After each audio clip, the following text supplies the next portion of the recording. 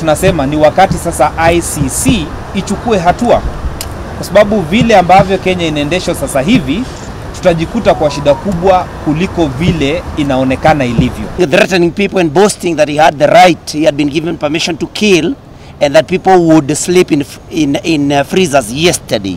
Yeah, thank you very much.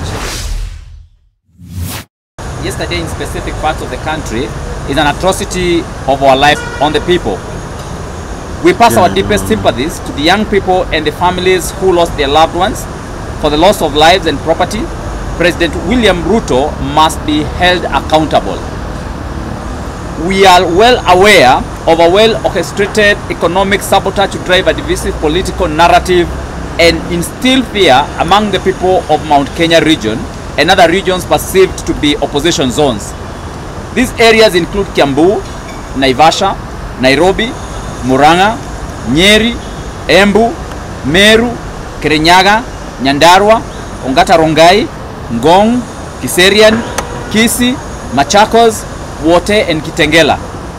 In the above areas, goons were procured through members of parliament and sent to different zones where they were not known by the locals. These goons were deployed by the government past midnight, and then roadblocks were mounted by the police. In these instances, the police supervised their activities. They had clear instructions to damage specific properties owned by people from Mount Kenya region. The 17 counties that experienced extreme and planned violence contribute over 66% of the nation GDP. This points a clear plan of an economic sabotage and purge on the people. In non-opposition zones, to some extent, demonstrations were peaceful and there was no looting or destruction of property because the government did not plan to deploy goons.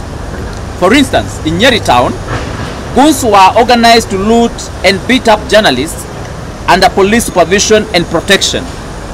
In Limuru town, goons were dropped at 7 a.m. They lit fires on the road as police watched. Luckily, the locals overpowered them. On Wayaki Way, Kiambu Road and Thika Road, thugs beat up people and looted as police watched them. On Sunday 6th June 2025 at a church function in Meru, Tigania West, Buri MP Mugambi Rindikiri, in front of CS for Interior, Kipchumba Murkomen, said that the supermarkets in Meru would be raided on Monday 7th July 2025. True to his word, Maguna supermarket was raided and torched. How did he know about it before it all? He wasn't among the planners of the key planners. Why hasn't he been arrested or recorded a statement with the police? I'll call upon my colleague to continue with the statement. Kamau, I will continue with the remainder of the statement. Some patriotic police officers have informed us in confidence that they had the instructions not to arrest any goon in specific areas at the scene of crime. This is an orchestration and a scheme to arrest innocent Kenyans later. Notably, this morning, several innocent Gen Zs who did not perpetrate any destruction are being arraigned in different courts in a bid to suppress their rights under Article 37 of the Constitution. Further, political and party leaders affiliated with the second deputy president are being charged with fictitious and trumped-up charges. Honorable Gitonga Mukuji, DCP National Youth Leader Wajiko Thiga, and DCP Kiabu Leader Peter Kinyanjui Kawajiru are perfect examples. The CS Interior and the President should be well aware that they shall be held personally liable under international and local laws. The script by the President is one of the dictatorial tendencies, discrimination and economic sabotage of the Mount Kenya to suppress them, a violation of the very Constitution he swore to uphold. Yesterday's process continue to charge the nation negatively ahead of 2027. The cowardly regime is testing what they can do in August 2027. Mr. President, Sabasaba is nothing new in Kenya. It is repugnant to treat young, innocent, and harmless Kenyans as criminals and send goons and your police to loot and kill. Let Kenyans enjoy the fruits of Sabasaba.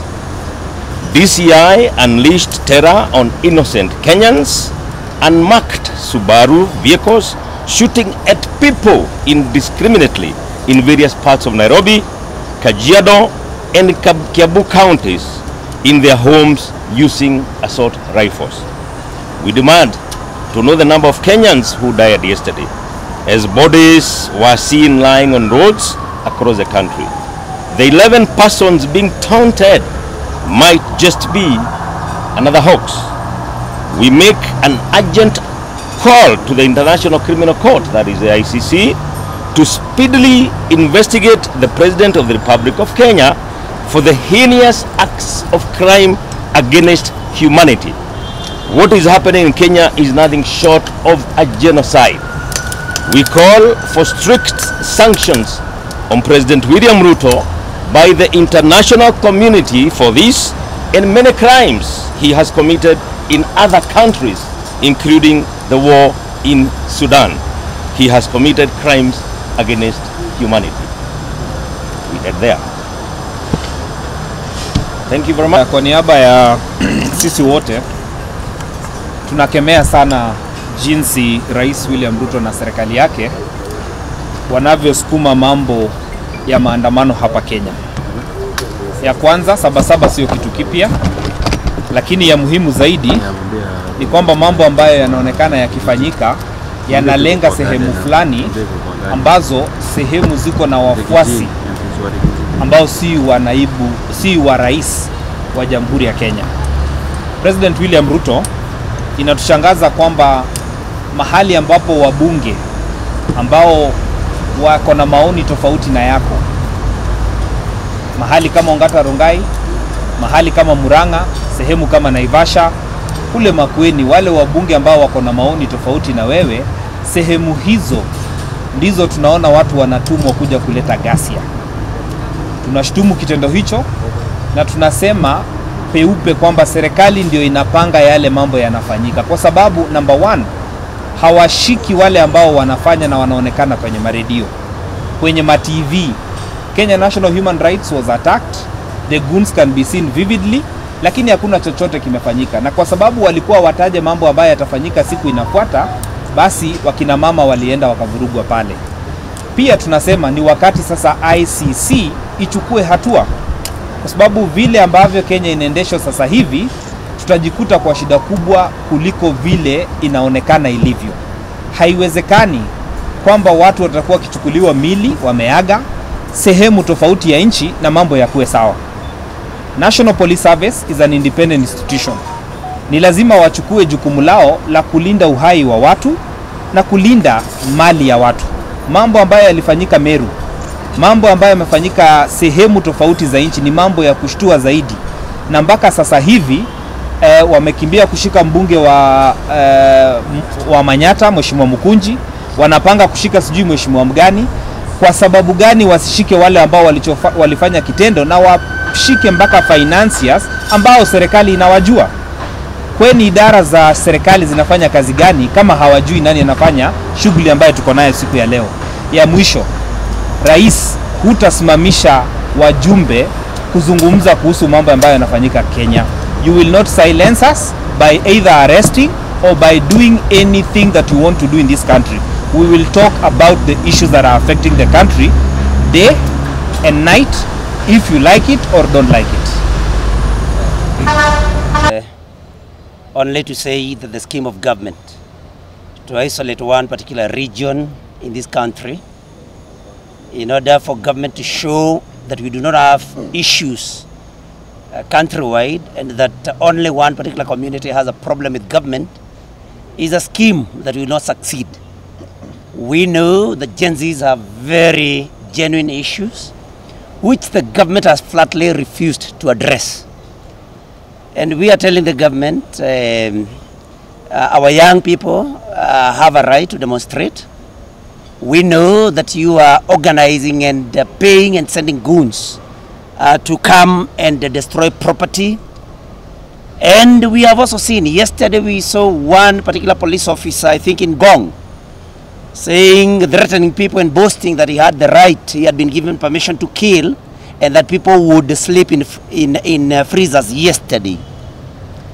But what concerns us in Murang'a, where I come from, in a particular place called Kabati, there is a supermarket that was broken into and looted called Counter Supermarket. The police did not respond in any manner, despite the fact that the proprietor had raised an alarm about 3 hours before this was done. And these people that were doing this are not known to the locals. And so we believe, by the sheer fact that they are unknown and that they were allowed to carry out their... We also want to elaborate this in Kikuyu for the Kikuyu. Yeah.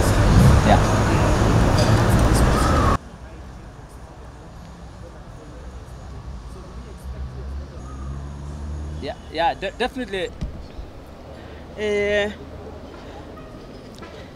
Waganu uria uronekire ira mirurungano-ini mirurungano turamenyaga ni ciana citu cirauga ni ikwenda bururi wathwo wega turonire waganu mubange ni thirikari tota gwitu Naivasha kwarehirwo mikora na bathi ya NYS ikerekio handu hetagwo Karagita maratindire kou makirimutha ni kuracinirwo police post ya handu hetagwo Kanjo ni mararathire mwanake arakua hari angi mari in critical condition tondu ono mwarathitwo mara make marija no ni turona kuria deputy president uria impeachire marona ari na support marenda gutwara bara kou nigetha mauge ni ithuĩ turaruithia.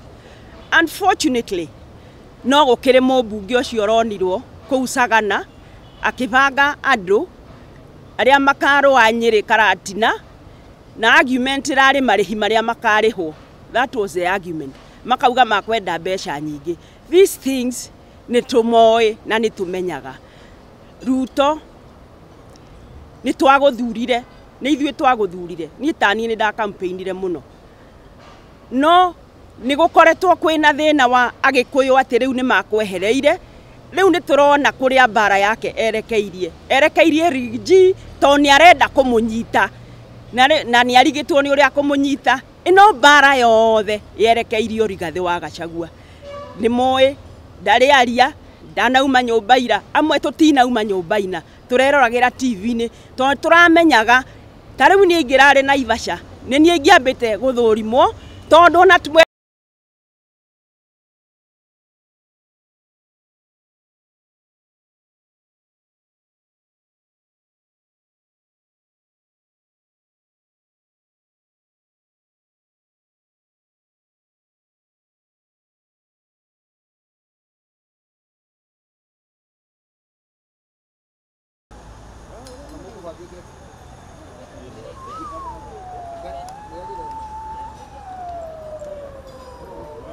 Ni wa DCP.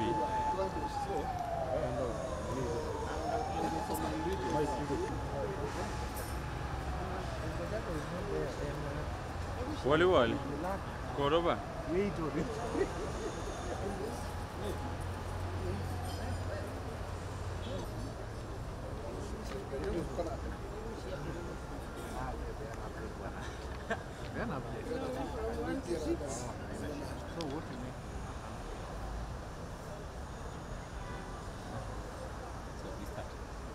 Just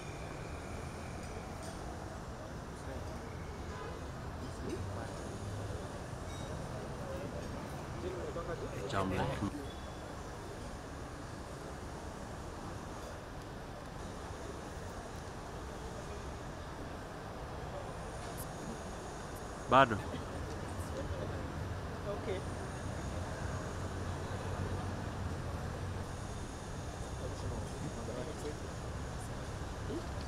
na Kiswahili. Aye. Okay. Thank you. Yeah, Well, we can start now.